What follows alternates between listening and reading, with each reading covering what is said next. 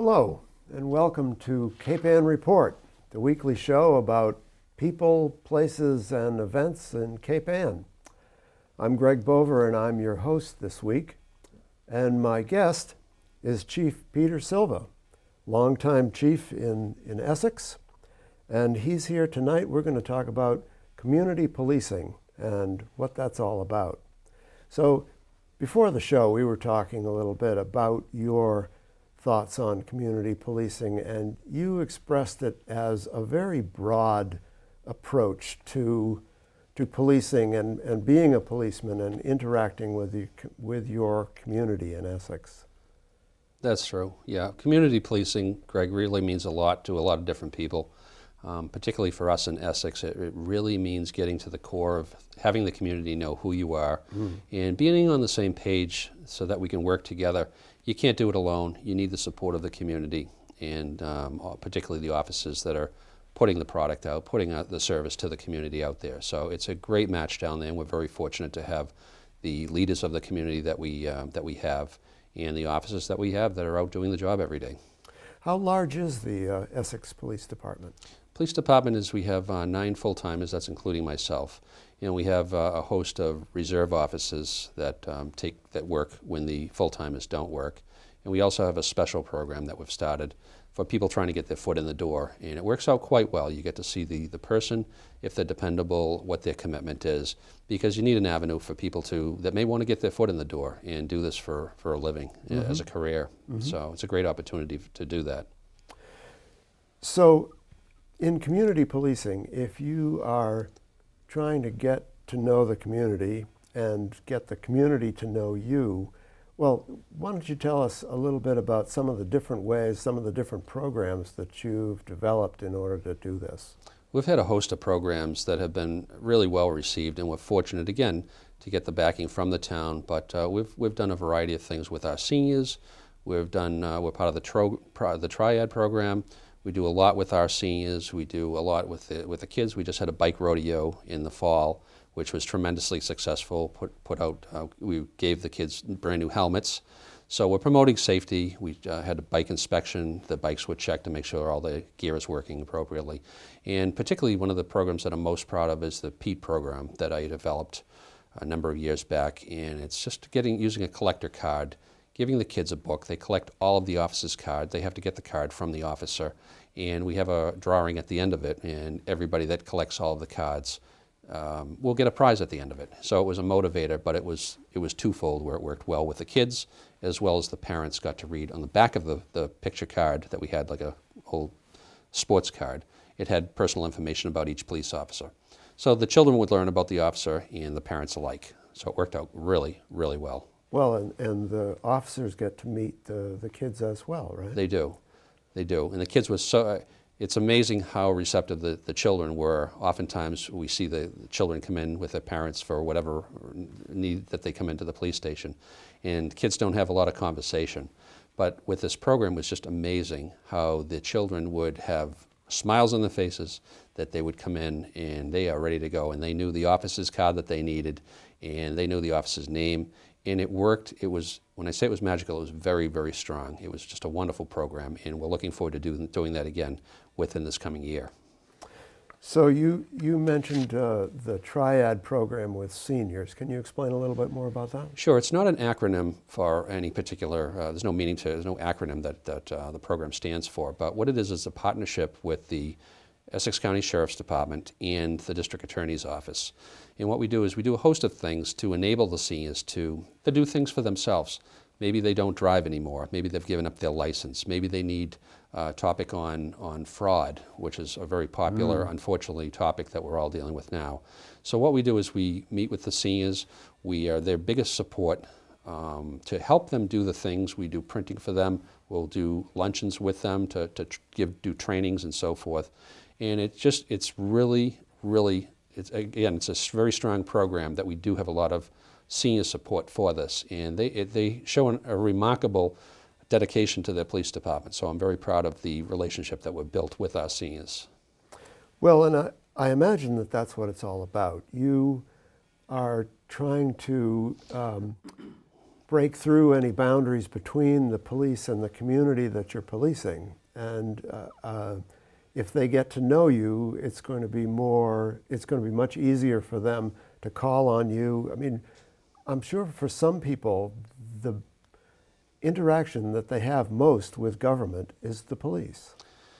It is, and I think that what's alive and well out there is that people are apprehensive. They're nervous. They don't probably often hopefully they don't often call the police.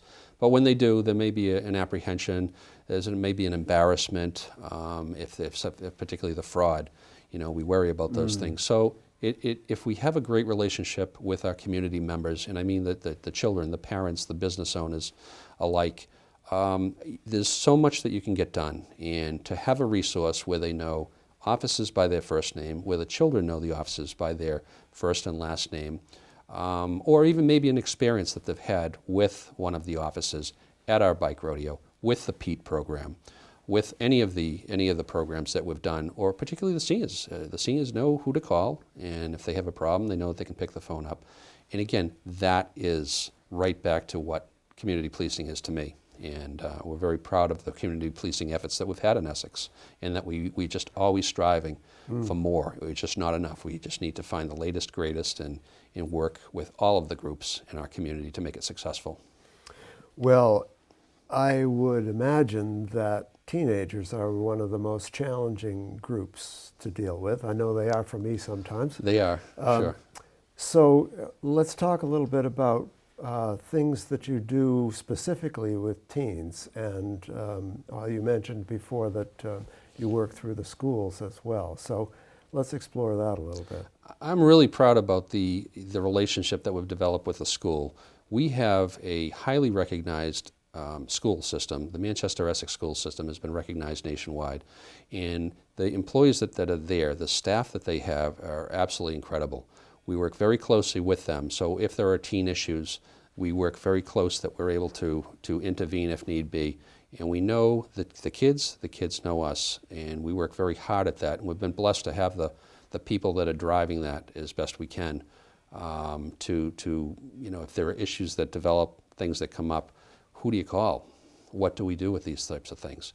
And there are so many talented people that are in this equation that we have worked so closely with, and we're really proud about the relationship with the school. So is there an officer who is regularly at the school, or is it a group of Yeah, that's a great question. We do not have we used to have a DARE officer, and that was going back probably 20 years ago. And that was the drug awareness program. And my personal feeling is, Greg, that the earlier that we can have intervention and get to know these children and have them know us, I think the more successful our hopes of them becoming productive members of society and doing good things, and knowing that they have a support staff, and that the police are not always the bad Yeah. perceived as bad. Right. So we've really worked hard on that, and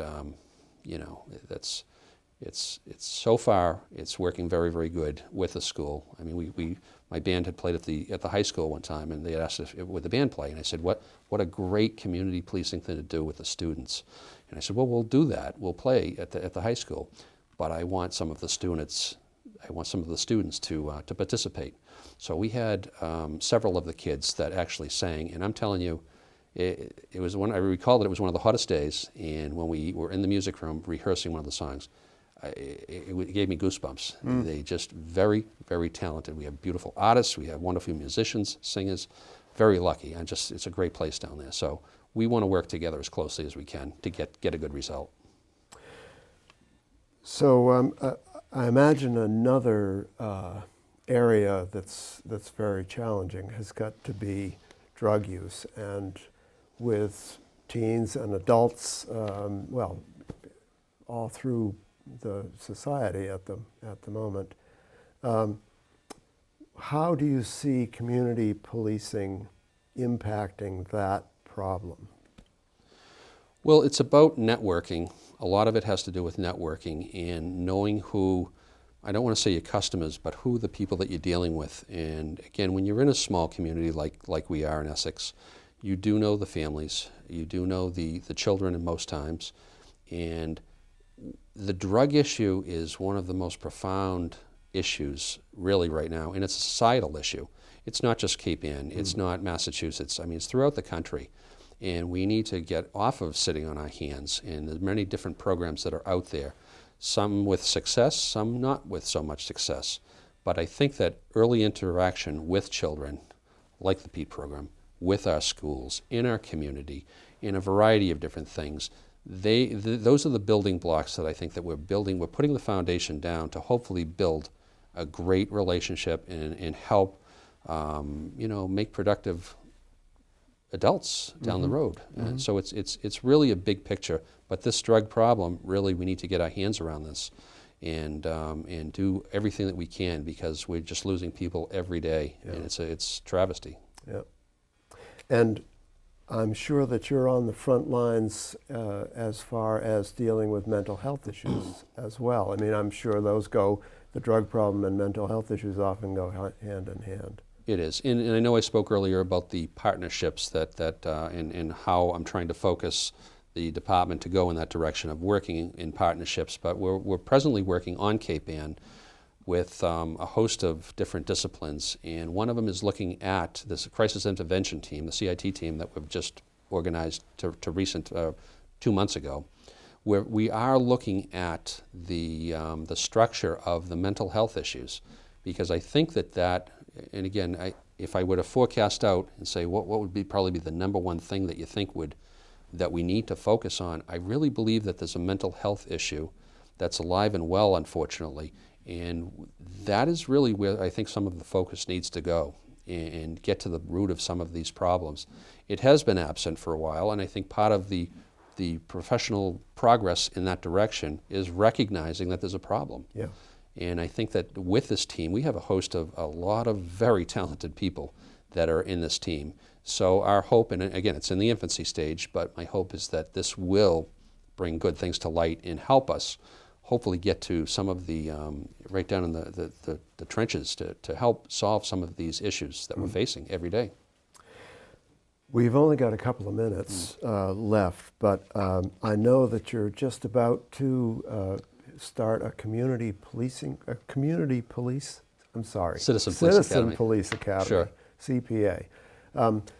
Can you just tell me briefly about that and what that makes available to the citizens? Certainly. What we're doing is, again, I was looking at the whole picture. A lot of communities do this, but what we were trying to do is let the people know, bring them into our world, let them know what it is that we do, how we do it, and let them learn about their police department, so that one, they have a resource, and two, they're aware of some of the things, unfortunately, in our culture that we have to deal with.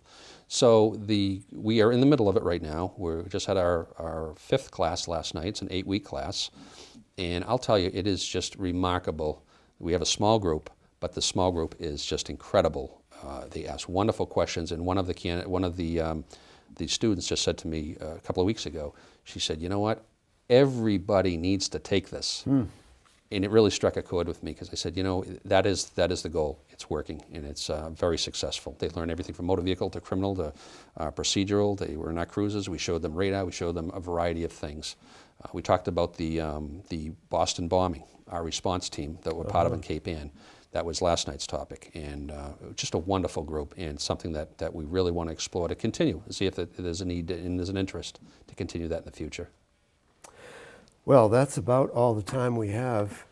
I want to thank you very much for coming in and explaining to us your approach to community policing. It seems like it's the way of the future. It's the way that citizens and police can work together, and we can all have a better place to live. So that's the goal, and I'm very appreciative of this opportunity. I want to thank Cape Ann TV for this opportunity tonight to come share some of my thoughts with you, and thank you, Greg, for this opportunity. Appreciate it. Well, I'm glad we did it. That's all we have time for this week. I'm Greg Bover, and that is the Cape Ann Report.